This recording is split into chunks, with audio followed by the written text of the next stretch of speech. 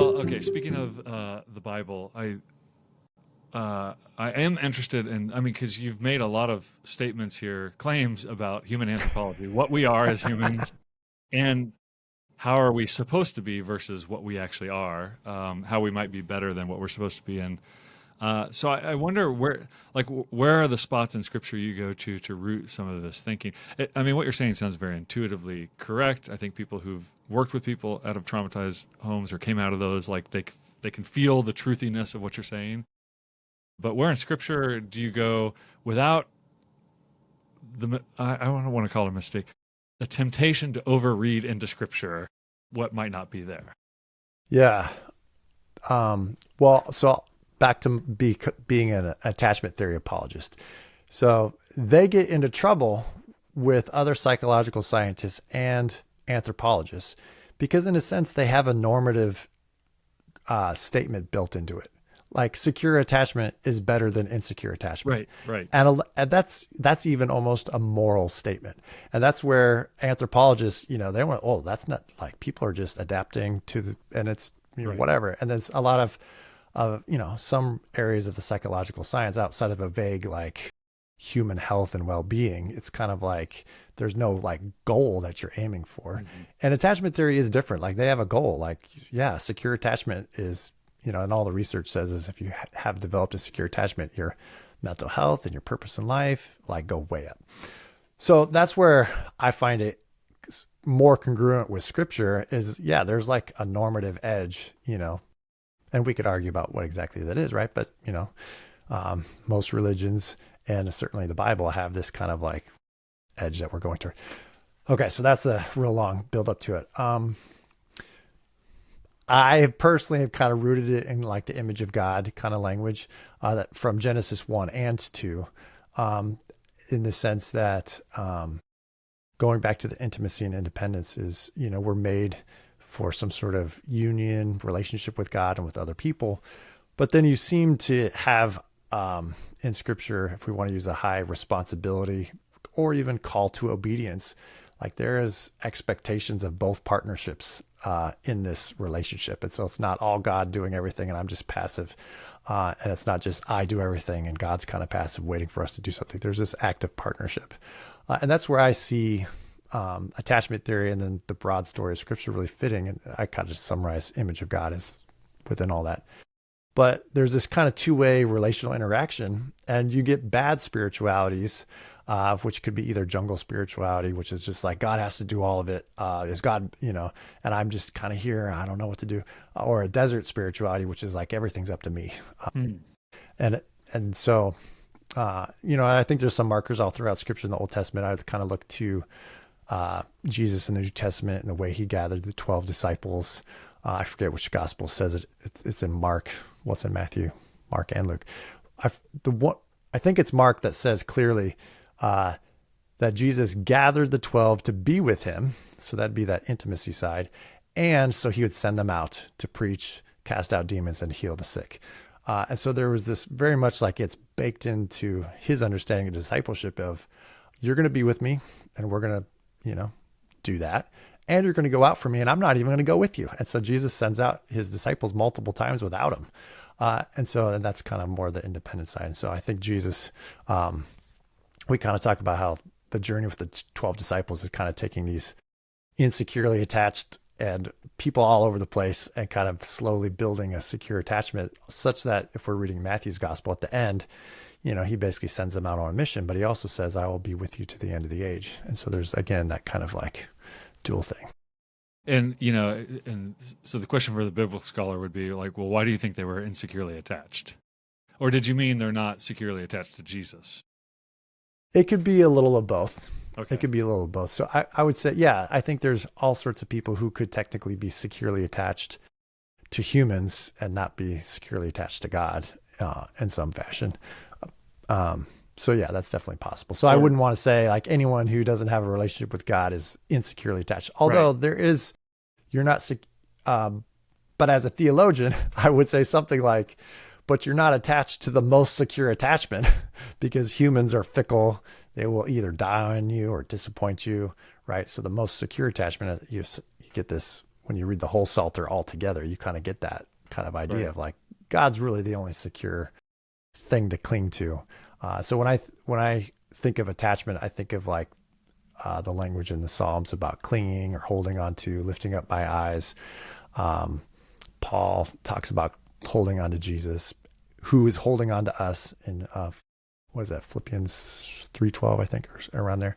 And this is maybe a dispute, but I think like Hesed language and then covenant language is also kind of like basically this attachment language of God has chosen Israel and has vowed to always be attached to his people, and then is asking for the same in return, and then holds each other accountable for how well those attachments are going. Hey there, if you've benefited from this content at all, please hit the like and subscribe, or subscribe and like, one of those or both of them together on this video. It helps us tremendously with the math algorithm nerd monsters. Yeah, I mean, even the issue of dwelling with Israel, and Absolutely. in Deuteronomy, who else has a God that's so near to them? Like this idea that he chooses to be with them, and whatever that means physically in their world. Yeah, I hadn't thought about that verb debach, which means to cling. It often has a sexual connotation, like they shall be one flesh and cling to each other. But in Deuteronomy 30, see, I've set before you life and death, good and evil. Choose God, listen to him, cling to him, right? It still has this kind of almost like this sexual intimacy with God that you're looking for in that kind of very peak passage towards the end of Deuteronomy.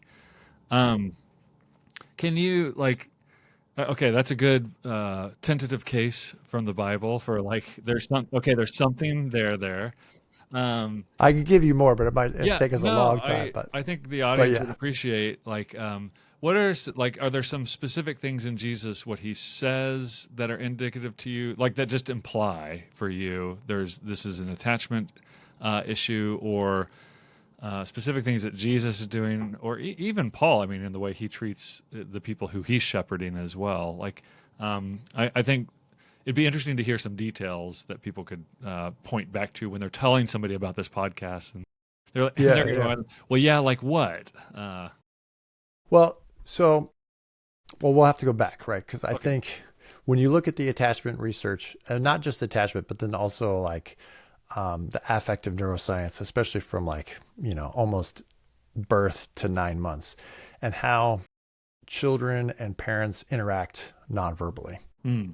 So really quickly, the eyesight of children is scanning to find faces, and especially eyes. And it's really interesting that humans are one of the few species that actually have white in our eyes. Right. And that's Sclera, so we can both lock on eyes, and you can also have a joint attention to other things. And so it's almost impossible if you're talking with somebody and then all of a sudden they look over your shoulder, it's almost impossible for you not to turn around to follow their eyesight. And so, and like your cats and dogs don't really do that. Your dogs a little bit, but so this idea of locking eyes and seeing faces is super important for attachment research, but then also just the neuroscience that we've been looking at. And so when you look at that, the joint attention, how do kids find out whether something is scary even before they're talking? Is so they visit a friend's house, they've never seen a cat before, they're 10 months old. This cat wanders in, and it does something, and the child is scared. What does the child do? It looks at their parent, right? And if the parent is not scared, now they're not scared, right? Their emotions are being formed, but if their parent is scared, now they're even more scared, right? And so that's called social referencing, right? So what you look at, so you have somebody in your life that you look at to find out what the rest of the environment is doing and how you're supposed to respond to it. So now we go to, say, number 6 and the blessing of Aaron is twice, it says that God's face is going to be upon them, that it's shining upon them, like something like the light, if we were to think, and then it's also turning toward them. And so, and then you get God's face quite a bit in the Psalms and other places. That is both a face of joy, and a lot of times in English, and you're the expert, that gets translated as presence, right? But, you know, the word is face. Right. And I understand that. Face is. Yeah, face is, right. Yeah. That's true. Yeah, it's plural. But there's something to that. And when you, especially when you read the Psalms, there's quite a bit of like, who do I look to find out how my situation is going? Right. And the call is always to be like, well, look to God, right? Where I lift my eyes up, right? Or, and I'm sure you have these, the Psalm numbers, but it's like, when I was looking at the wicked, I was distraught. Right. But then I thought of your holy place and my soul found rest. I remembered where to look. I remember, or to dwell. I remembered your dwelling place, and I remembered their end. Right. So in Scripture, there's a lot about like who's looking at who. So then if we want to turn to Jesus, you know, the famous kind of like Peter walking on water, right? He's doing a bold thing. That's both kind of this combination of intimacy and independence. He wants to go to Jesus as part of this affirmation of relationship. Jesus is walking on the waves, but he also has to get out of the boat. So that's also him flexing his independence muscle, right? And what's the failure there as the story unfolds? It's when he takes his eyes off of Jesus that he sinks, right? And so that'd be kind of, I know there's a long, winding kind of way to kind of get back at your kind of attachment, but I think that's part of it is we really start thinking of the faces we look to. Faces can communicate instantaneously delight and shame, right? So if you find someone at a party that you didn't want to be at, speaking for myself, right? I'm a homebody, right? So I'm going out, you know, I'm like, is that one friend that I know going to be there? Right. And then you see them and they see you and they smile, and then your whole body chemistry and your whole setting feels better because they delight to be with you. Now, of course, the reverse is, you know, maybe it's just to be general, you know, it's the in-laws or it's your boss, right? And they're frowning at you. That face is going to totally change your day.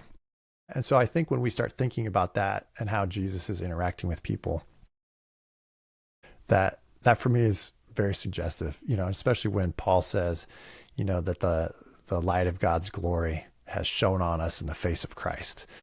That is very much for me, I read that so much more as like this embodied human attachment kind of passage of like, if we could just cling to seeing that face and not worry about all the other faces in our lives, how much different would we be? That's fantastic. I mean, and again, I think what you did there is just called us back to passages we all knew and just never thought about. Oh, they're you know, like you have this intuition that God's face shining upon you is generally a good thing, but it is Right. a little like it is a little vague. Even in ancient Hebrew, it's a little vague what exactly is being referred to there. But I just want to point out what you did is you strung together. Well, it's like it's not just one place. This is actually happening in multiple places, and it becomes the focus of the story.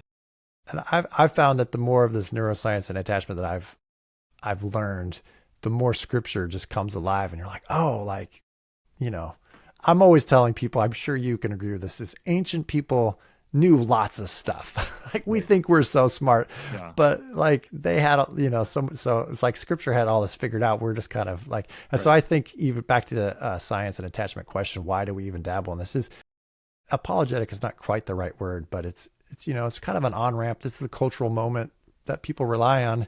And then to say like, hey, Scripture's been saying most of all this stuff already forever.